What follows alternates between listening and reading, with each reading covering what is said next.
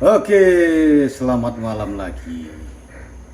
Baju tidak ganti-ganti karena layarnya hitam putih.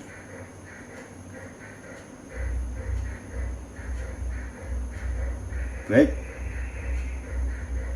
sudah banyak kita bahas terkait dengan persemaian dan lebih fokus ke persemaian generatif pembahasannya. Ya, semoga apa yang saya sudah sampaikan ada manfaatnya dan bisa atau dapat memberikan masukan-masukan, meskipun ya mungkin hanya sebagian kecil dari paparan saya tersebut yang bisa diambil manfaatnya. Ya, semoga saja, meskipun hanya sebagian kecil yang bisa diambil manfaatnya, ya tetap bermanfaat meskipun sedikit. Kalau ada yang salah jangan diikuti, berikan masukan. Kalau ada yang kurang tepat jangan diikuti, berikan masukan. Kalau ada yang betul, ya berilah sedikit apresiasi biar saya tambah semangat kerja. Baik, pada kesempatan ini saya akan coba memaparkan ya agak ilmiah. Kenapa saya bilang agak ilmiah? Saya sudah bermain dengan angka dan persentase. Ya, semoga benar, harapan saya benar. Kalau angka-angka tersebut ada yang menurut teman-teman, ada yang kurang pas, mohon beri masukan. Karena yang saya tampilkan ini seperti yang saya bilang tadi, agak ilmiah, berarti kan belum tentu ilmiah. Oke, kita mulai. Ini terkait dengan bibit, umur bibit, dan proses dari bibit pertama masuk sampai siap tanam. Artinya saya mau kaji secara bertahap, step by step, dari umur 0 sampai siap tanam. Bagaimana prosesnya, bagaimana mendapatkan angka atau berapa umur siap tanamnya, saya akan coba kaji. Agak ilmiah berarti belum tentu ilmiah, tapi saya coba, semoga benar. Di sini kajiannya saya beri judul kajian agak ilmiah, progres bibit yang menuju siap tanam. Nah, disinilah sebenarnya asal muasal terbentuknya blok-blok perlakuan. Jadi dari kajian-kajian agak ilmiah ini terbentuklah blok-blok perlakuan. Nanti kita lihat bagaimana terbentuknya blok-blok perlakuan dari kajian terhadap bibit tiap umurnya sampai kita menemukan umur berapa siap tanam. Kita mulai saja. Pertama, bibit yang datang dari hutan atau dari tim pencarian bibit kita tanam di persemaian. Di persemaian ini di mananya kita tidak usah dulu tahu kita bagaimana membentuk bibit ini di persemaian hingga bagus dan hidup. Nah, karena bibit ini baru diambil dan baru mau ditanam, artinya ditanam di mana, kita coba posisikan dengan baik dan benar. Kita coba posisikan bibit ini dengan baik dan benar menurut Undang-Undang Dasar 1945. Kita perlakukan dengan intensi. Bibit baru datang. Bibit ini membutuhkan perlakuan khusus. Suhu kelembapan harus dijaga. Kenapa? Karena bibit ini rentan akan kematian.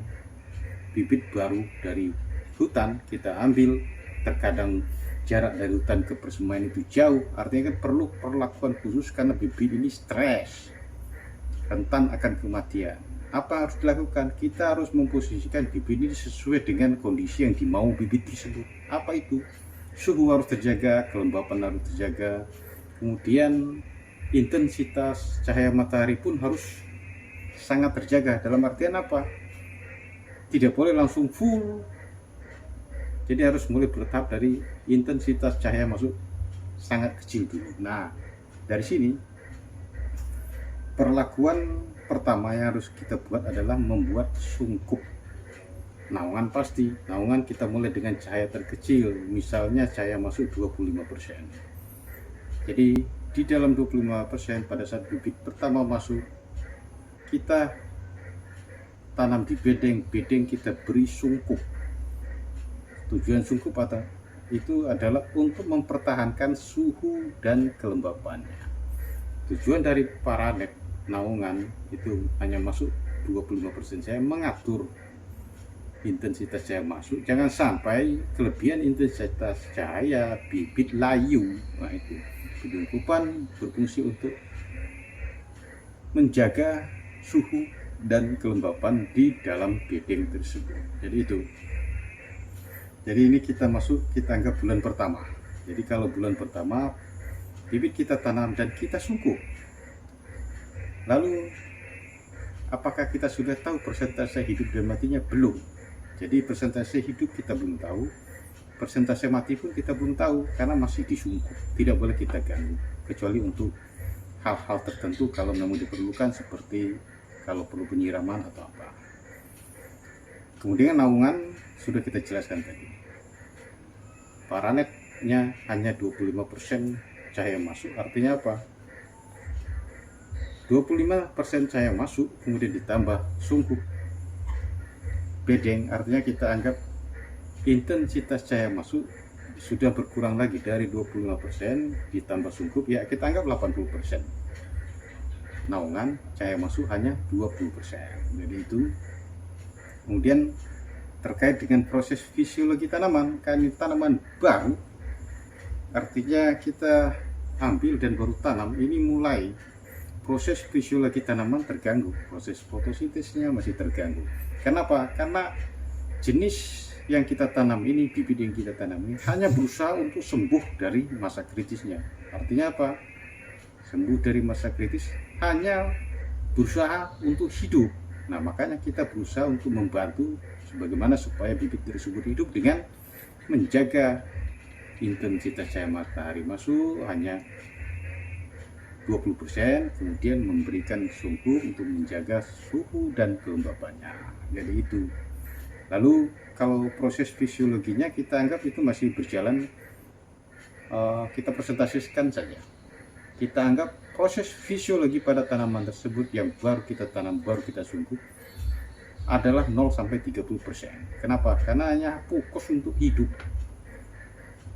Bibit diambil dari hutan, ditanam, disungkup, jaga suhu kelembapan, cahaya diatur. Bibit hanya berusaha untuk hidup, kita bantu dengan proses-proses perlakuan tadi.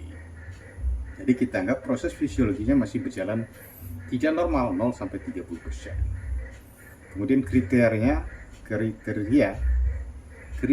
bibit ini karena hanya berusaha untuk hidup, jadi kita anggap juga belum bisa kita tahu apakah sudah ada progres pertumbuhan atau tidak, hanya untuk hidup. Ini di bulan pertama.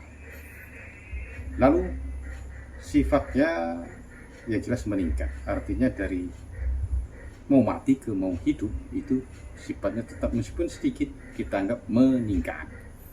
Tinggi bibit, tinggi masih standar, apa yang dibawa ya itulah tingginya, dan rata-rata tinggi 0-25 cm. Kekokohan batang, kemudian kekompakan media, jumlah helai daun kita anggap masih 0% lah, karena hanya masih membawa daun, membawa bibit dari hutan, dan daunnya masih daun bawaan dari hutan, kita anggap masih 0%. Tujuannya apa? Hanya kepastian hidup. Jadi pada bulan pertama ini hanya tujuannya hanya untuk memastikan bibit tersebut hidup, itu saja. Lalu setelah masuk bulan pertama, selesai bulan pertama, sungkup dibuka. Kenapa? Karena kita ingin tahu dalam bulan pertama ini bagaimana progresnya, perubahannya. Nah, sungkup dibuka, disitulah kita akan melihat bibit tersebut. Ada yang mati dan ada yang hidup. Biasanya dengan perlakuan maksimal, mempertahankan suhu dan kelembapannya, persentase hidupnya lebih tinggi. ya kita anggaplah paling, ya kita anggap 80%, 85%. Tapi jangan dulu kita bahas persentase hidup pada saat membuka sungkup bulan pertama. Kita lihat situasi, kita pelajari. Pertanyaan berikutnya, apakah setelah 1 bulan ini bisa langsung ditanam hutan? Jawabannya pasti tidak. Kenapa? Bibit hanya baru hidup, yang mati ya kita buang. Kalau baru hidup artinya apa? Banyak hal yang harus ditingkatkan lagi sebelum ditanam hutan, karena ini belum masuk kriteria bibit siap tanam. Diangkat takutnya mati, digeser takutnya mati, karena itu masih rentan akan kematian. Makanya pada saat ini bibit belum bisa kita pindahkan. Jangankan nanam hutan, memindahkan ke blok lain saja belum boleh, karena masih sangat rentan akan kematian. Makanya kita beri waktu lagi. Sungkup dibuka artinya intensitas cahaya bertambah dari hanya 20%. Setelah dibuka kita anggap intensitas cahaya masuk sudah 25%. Nambah sedikit, 5% saja, 20 ke 25%. Nah, setelah kita lakukan ini, apa yang terjadi? Kita amati satu-satu lagi bahasan tadi. Kenapa harus ditambah intensitas cahaya? Kenapa? Karena bibit tadi sudah hidup intinya. Jadi dia harus melakukan perlahan, meskipun sangat kecil kemampuannya, proses fisiologi tanaman sudah mulai berjalan mengarah ke normal. Meskipun masih jauh, mungkin baru sedikit, karena masih banyak yang harus diperbaiki dalam tanaman itu sendiri, bibit itu. Jadi pada umur 2 bulan kita lihat, kita kaji satu-satu apa yang terjadi pada bibit tersebut. Kalau bicara perlakuan, artinya kan bulan pertama disungkup, bulan kedua kita buka, cahaya masuk, dan persentase hidup pada umur 2 bulan kita sudah tahu. 1 bulan dibuka sungkup, berjalan ke umur 2 bulan, nah itu kita sudah tahu persentase hidup dan mati bibit. Nah, hidup biasanya 85%, mati ya 15%. Kemudian naungan tadi sudah kita buka sungkup, naungannya sudah 75%, cahaya masuk 25%. Terkait dengan proses fisiologi tanaman sudah meningkat. Pada bulan pertama 0 sampai 30% kegiatan fisiologi tanaman, pada bulan kedua ini sudah 40%. Artinya sudah ada usaha untuk melakukan proses peningkatan pertumbuhan dari tanaman itu sendiri. Dan peningkatan pertumbuhannya sangat tergantung dari cahaya matahari dan nutrisi. Jadi itu. Lalu kriterianya, kalau istilahnya bulan pertama kita belum tahu tumbuhkah, matikah, hidupkah. Jadi pada bulan kedua ini kita mati itu sudah ada proses pertumbuhan. Nah, sifatnya. Nah, pada saat umur 2 bulan ini biasanya sudah ada dari bulan pertama meningkat, masuk bulan kedua masih meningkat. Nah, setelah mau habis bulan kedua ini dia ada proses penurunan kualitas. Nah, disitulah kenapa penurunan kualitas, kadang daunnya sudah mulai kuning. Ingat, kalau waktu kuliah itu dulu uji coba penanaman di intensitas cahaya yang berbeda, gelap, terang, agak terang, itu di situ kita bermain. Pada saat kita nanam misalnya kacang, tanam di tempat gelap, dia tumbuh tapi kuning, daun kuning, semua kuning, karena dia butuh cahaya. Nah, disinilah pengaruhnya. Pada saat umur 2 bulan mau habis ini, nah, bibit perlu lagi penambahan cahaya. Nah, kalau ada kalimat perlu penambahan cahaya, mau tidak mau kita harus rencanakan untuk pemindahan bibit tersebut ke blok lainnya, blok yang cahayanya lebih ditingkatkan lagi. Nah, belum kita bahas, masih banyak. Setelah kita bicara kriteria peningkatan dan penurunan, artinya kan pada saat penurunan ini berarti ada gejala kekurangan unsur cahaya. Jadi itu kita rencanakan untuk pemindahan. Sifatnya tadi, nah sekalian saya bahas tadi, ada penurunan tadi, tumbuh ada, tapi pada saat mau habis umur 2 bulannya, mau masuk ke 3 bulan, dia sudah menurun karena pengaruh cahaya yang kurang. dia perlu penambahan secara bertahap cair. Karena proses fisiologi tanaman semakin meningkat. Kalau awalnya tidak ada prosesnya masih kecil, kenapa? Karena hanya memastikan ingin hidup. Seiring waktu dia terus menjalankan proses fisiologi tanaman meningkat. Lalu ketinggian bibit itu pertambahan tidak signifikan, hanya beberapa helai daun, jadi ketinggiannya sangat sedikit pertambahan. Tapi pertambahan helai daun dan peningkatan penambahan tinggi meskipun sangat sedikit mengindikasikan bibit tersebut hidup dan akan hidup kalau kita perlakukan dengan baik. Terus kekokohan batang ya kita anggap sudah 20%. Kekompakan media bisa kita anggap 40%. Lalu jumlah helai daun, jumlah helai daun ini kita begini sajalah. Tinggi bibit normal tajuk itu ya anggap saja 30%-an. Dan dari situ jadi kita anggap tinggi standar bibit siap tanam adalah 50 cm misalnya, anggaplah 50 cm.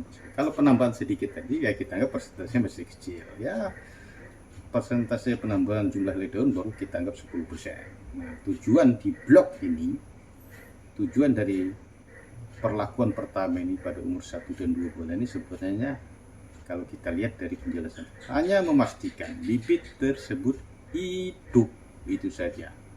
Jadi kalau sudah terjadi penurunan kualitas, artinya bibit yang pada umur 2 bulan ini harus kita pindahkan ke blok yang intensitas cahaya mataharinya lebih banyak, meningkat. Jangan langsung 100%, ya bertahap kita tambah. Nah, dari kesimpulan ini artinya apa? Pada umur 2 bulan harus pindah. Nah, blok yang pertama ini sudah bisa kita beri nama. Kalau bibit belum pindah itu belum selesai, belum bisa kita beri nama ini blok. Tapi karena ini sudah bibit sudah harus pindah karena terkait dengan penurunan kualitas, perlu penambahan cahaya matahari, maka ini harus bibit pindahkan. Blok yang posisi awal ini kita dapat beri nama. Nanti kami namakan blok pertama ini adalah blok penyungkupan karena ada penyungkupan tadi. Blok penyungkupan hanya untuk memastikan bibit itu hidup. Blok penyungkupan ini bisa diberi nama lain blok 75%. Kenapa? Karena naungannya 75%. Intensitas cahaya matahari hanya masuk 25%. Nah, inilah asal muasal nama dari blok-blok perlakuan. Nah, baru kita temukan blok perlakuan pertama, blok penyungkupan atau blok 75%, seperti yang saya jelaskan tadi. Pada saat pemindahan harus bibit dipindahkan. Nah, blok ini sudah kita beri nama blok penyungkupan atau blok 75%. Saya kira itu bahasan untuk blok pertama, karena bahasan satu blok saja ini berapa menit? 18 menit. Bayangkan kalau ada 3 blok lagi ya 18 kali 3 terlalu lama, orang malah nonton. Jadi videonya berseri saja. Asal muasal blok penyungkupan yang ini. Nah, kita masuk nanti setelah pindah kita bahas perlakuan itu harus apa dan nanti ketemu namanya juga. Nah, disinilah artinya nama itu bukan sekonyong-konyong untuk gaya, blok buat beda-beda supaya gaya, kemudian dinamakan penyungkupan segera gaya. Tidak ada